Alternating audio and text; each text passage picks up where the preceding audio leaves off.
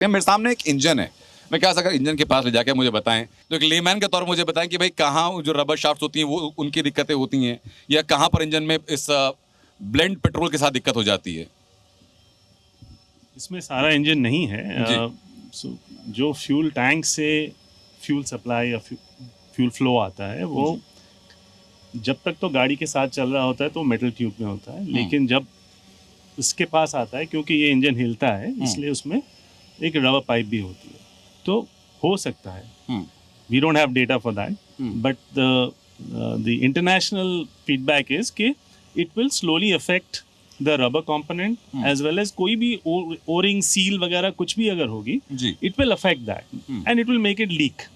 तो अब वो कब करेगी कैन नॉट कमेंट। अच्छा, लेकिन I mean theory says that it will affect. ठीक है, प्रैक्टिकल सर क्या कहता है हमें कि क्या क्या उनकी उम्र पर कितना अंतर पड़ता है? क्योंकि पंप का काम है पेट्रोल को ट्रेवल कराना हर एक वाइटल पार्ट से, सो दैट इंजन आपका रनिंग कंडीशन में रहे। वो कोरिजन पार्टिकल जहां भी जाएगा जंग लगता है, मतलब ये आप कह रहे हैं ना। मैं कुछ बेसिक सवालों पे आता हूं और उन बेसिक सवालों को लेकर के मैं हर एक गेस्ट के पास में जाऊंगा जो सवाल उठ रहे हैं। देखिए, मुझे पहले बताइए कि क्या कोरिजन होता है? ऑफ कोर्स सारे एक्सपर्ट्स भी बोलते हैं तो होता है। इस बात को मानते हैं? मेजर इम्पैक्ट डालता है?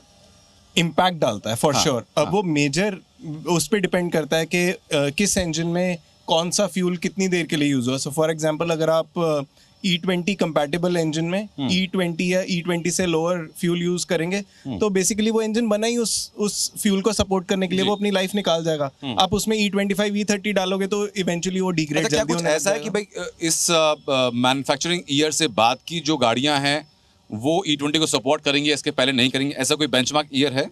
सो अब गवर्नमेंट ने जैसे जब से फ्यूल देना स्टार्ट कर दिया तब से सारे कार मेकर्स ने what I was saying initially E20 compatible बोलना स्टार्ट कर दिया। नाउ कंपैटिबिलिटी कैन बी के पुराने इंजन्स भी कंपैटिबल थे कि वो वाले भी E20 फ्यूल पे चल सकते थे। चल तो रहे, लेकिन कितना चले ये नहीं पता। वो पहले अगर 1000 किलोमीटर चलता था वो 800 चलेगा, 900 चलेगा या 1100 चलेगा, ये नहीं पता। अब मुझे बताइए सर कि कितना लाइफ पे इम्पैक्ट पड़ रहा है? लाइफ पे इम्पैक्ट काफी ज्यादा है। लोग इस बात को समझ नहीं रहे हैं। एक्चुअली क्या है कि अभी भी मार्केट में चूंकि लगभग 2 साल से E20 फ्यूल आ चुका है, तो मार्केट में दिल्ली NCR के मार्केट में स्पेशली जहां पे सबसे पहले आया था E20, वहां पर सबसे ज्यादा फ्यूल पंप की शिकायतें हैं खराब होने की, और फ्यूल टैंक के भीतर लगने वाला पंप एक्चुअल में लो प्रेशर पंप है। क्या कॉस्ट होती है फ्यूल पंप की on an average? Fuel pump आप ये देखिए मॉडल टू मॉडल उसकी कॉस्ट वेरी करती है। ऑन एन एवरेज आप बताते हैं कि 5000 से 8000 के बीच में आता है, 10000 से 12 के बीच में आता है। It can very from 10,000 to 1 lakh rupees. मैं एक बात दर्शकों को कहता हूं, सर मैं गलत हूं तो आप मुझे टोक दीजिएगा कि भाई 2019 के बाद में जिन लोगों ने गाड़ियां ली हैं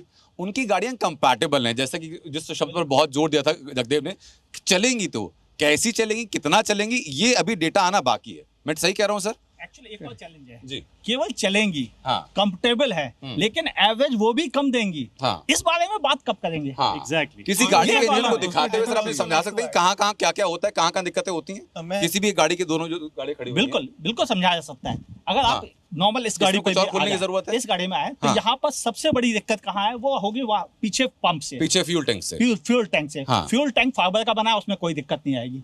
लेकिन जो पंप बना हुआ है वो पंप अलग ढंग से डिजाइन किया गया है, उसकी अलग थ्योरी है, अलग यूजेस है, और उसके फिल्टर्स भी हैं जो जल्दी जल्दी क्लॉग हो रहे हैं, और जिसकी वजह से बार बार फ्यूल पंप खोलना पड़ रहा। एक फ्यूल पंप खोलने में अगर फिल्टर बदलते हैं कॉस्ट कम है, लेकिन फिल्टर बदलवाने की कॉस्ट। एक सेकंड सर, विकास जी, फ्यूल पंप खोलने की कॉस्ट क्या होती है?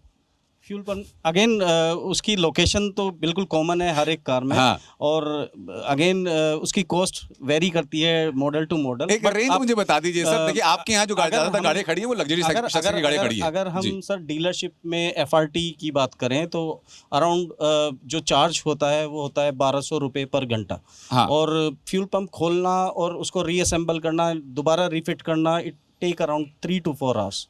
तो आप 4800 रुपए से 5000 रुपए बीच मिनिमम कॉस्ट आएगी, खाली लेबर चार्जेस हैं। उसके अलावा फ्यूल पंप की कॉस्ट अलग होगी। ठीक है सर, अपनी बात कंटिन्यू कीजिए। इसके बाद आप लाइनिंग में आए, यहाँ तक पहुंचे इंजेक्टर के पास तक, फिर इंजेक्टर में भी प्रॉब्लम आएगी। अगर इंजेक्टर क्लीन भी कराने पड़ते हैं तो किसी कार में 3 सिलेंडर है, 4 सिलेंडर है, 4 इंजेक्टर लगे हैं, उन चारों को क्लीन कराना पड़ेगा और उसकी कॉस्ट अलग से बढ़ जाएगी। और इस कॉस्ट के बारे में कोई बात नहीं कर रहा है। ये नॉर्मल सर्विस में इंक्लूड नहीं होती है, ये एडिशनल खर्चे में शामिल होती है और ये सारे Usually खर्चे ये जो सब बदलेंगे। खर्चा बता रहे हैं सर, ये कितने किलोमीटर की रनिंग के बाद होता है? नॉर्मली इन्हें 2 से 3 साल या फिर आप ये कहें कि लगभग 30,000 किलोमीटर के बाद इन सबको अभी वापस on से an बार average बार आप कितना करना देख रहे हैं पड़ेगा। कि वो ड्यूरेशन कितना कम हो जाएगा?